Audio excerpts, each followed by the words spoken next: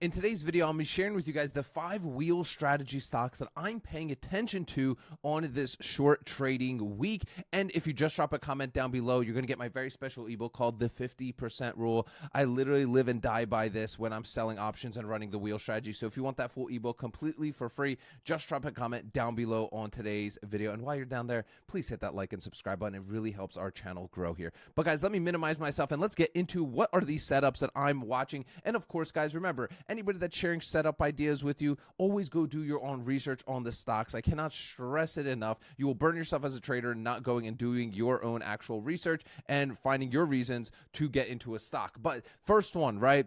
We got a short trading week. Okay, we got another short trading week. I'm not rushing into anything crazy this week by any means, but I still want to keep that juice flowing. So first one I'm watching is going to be Fiverr. We dropped about 1% here on close the last trading day on Friday. And we are now really in an oversold territory at this point. I've been trading Fiverr for quite a few months now at this point, really since the start of October. And I've been just kind of riding this wave down, selling my puts at the bottom Bollinger Band, right? Getting out of them once we kind of retract back towards the top, middle Bollinger Band. Then we kind of go back down, sell again, hit the top. And I've just been really again, I'm not a pattern trader or anything like that. I'm not a charter. I'm not a Picasso of the candlesticks. But Fiverr's been one of the ones I've been playing for a while now. I do actually still have some puts. I closed those actually out right up at the start of December. But with that said, now what am I seeing? I'm seeing the same exact kind of pattern start coming back here, right? So we're coming back towards, I've been primarily doing 19 puts on this, and I've been just doing the monthlies, to be honest with you. I've just been going out and doing the monthlies. Unfortunately, with Fiverr here, we are a bit limited on what we can actually do, but I do like this position here on January 16th, which is just really, a couple weeks time, just over 2 weeks time, collecting about $52 of premium, maybe a little bit more on locking up 1900, which really isn't bad in my opinion. Let's go quickly just take out the actually we can pull up the cash secured put calculator. Well, we're collecting about $52 of premium here on this specific trade and locking up $1900. All right, we're getting just about almost a 3% return on our money.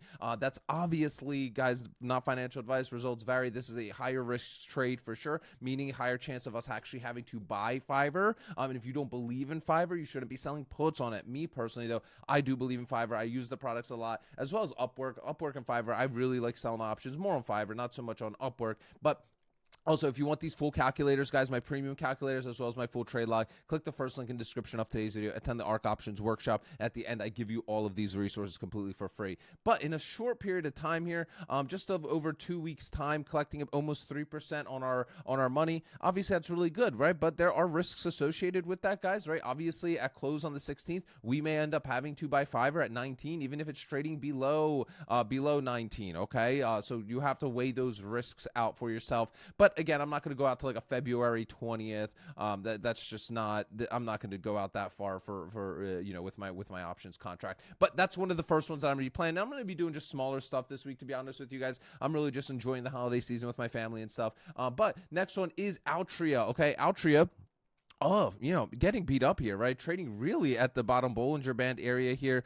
We see, let me go look at the 3-month chart right here. We're right at that bottom, trading at 57.60, right at the bottom. So obviously, we've been going really sideways here all of really November into and December here, right? Really just kind of bouncing around here, right? Great setup for iron condors, to be honest with you. But right at the bottom Bollinger Band, now the spread is so tight here. But the thing about Altria and like a lot of these stocks that I do this on, guys, is I play really close to the money because these are boring companies. Maybe not so much as Fiverr, but Altria, right? It's a boring kind of dividend paying stock, right?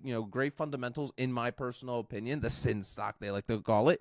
So when we see opportunities like this, where especially we're trading so at the bottom of this Bollinger Band area, I'm going to take advantage of it and honestly just lower my cost basis. And this thing has fallen off a freaking cliff since October, end of October, and I've just been really watching it since. And now since we're below our 300-day moving average, obviously under the 200-day moving average as well, I'm just selling puts on this thing, right? And I have no problem getting assigned here. I mean, this is a stock that pays a fantastic dividend. I can do my covered calls on it. I'm collecting covered calls. I'm collecting dividends. You guys already know that's the whole Ark way.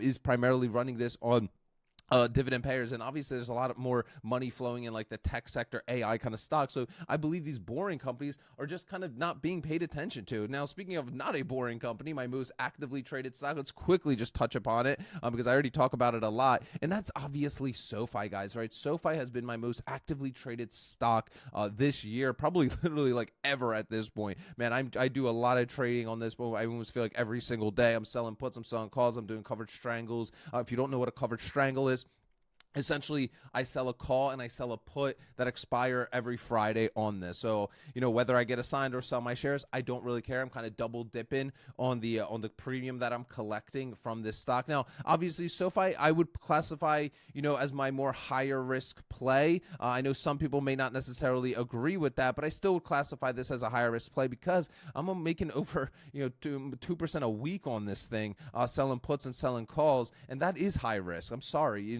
some people will say it's not, but yes, when you're going into those kind of territories, right, you have to understand there is more risk involved, and the ultimate weight of risk is how much are you getting paid, right? Because there's no such thing as free money. That premium that we collect, guys, it's fantastic. I love it. It feels good, right, collecting that premium. But at the same time, you have to understand that we are taking on a risk by collecting that a larger amounts of premium. But the kind of asterisk for me is I don't care because the biggest risk of this strategy is getting assigned and holding SoFi. And I don't care if I get stuck holding SoFi. I genuinely don't. I'm very bullish on SoFi long term. And so I'm just going to be trading this as long as the market keeps giving me the opportunities to do so.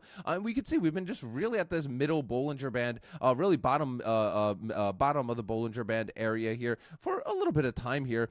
So I'm, we'll see. I've just been kind of real playing close to the money stuff, 25 puts, I'm doing like 28 covered calls. Again, and I've just been threading that needle right in between on my covered strangle, and I've been enjoying it. Obviously getting assignment sometimes, not really on my put side, as much assignment as you would think, but I have had my shares called away a few times as well. Now, let's get into some other great setups. Two ones that are just setting up so nicely right now. Probably going to be my big plays that I do this week in this short trading week, if I even end up doing any trades, because obviously the VIX is just so low right now. This is not necessarily a great environment. I'd rather just wait a week till everybody's back from the holidays. But with that said, there are two companies that are being slept on right now, in my personal opinion, and that is Coca-Cola. You guys already know I love this dividend-paying stock. Great fundamental company, and just took a beating really from this level here, and really just at this bottom Bollinger Band area.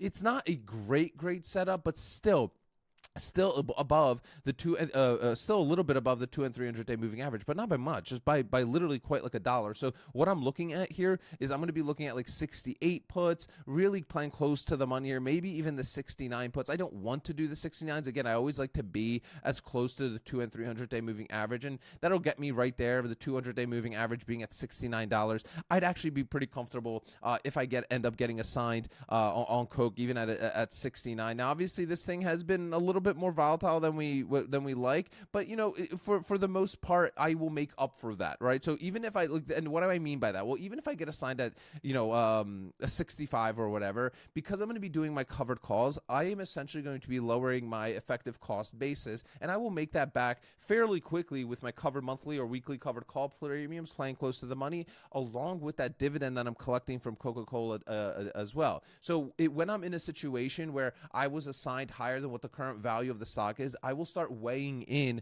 my cost, my premiums and my dividends to lower my cost basis, right? That's in my opinion, the best way to do it, because at that point, right, you're not really losing, right? You think you've lost because you just got assigned, 100 shares of Coke at 68, but it's trading at 65, but you didn't really lose, right? That's why I love this strategy so much, is right.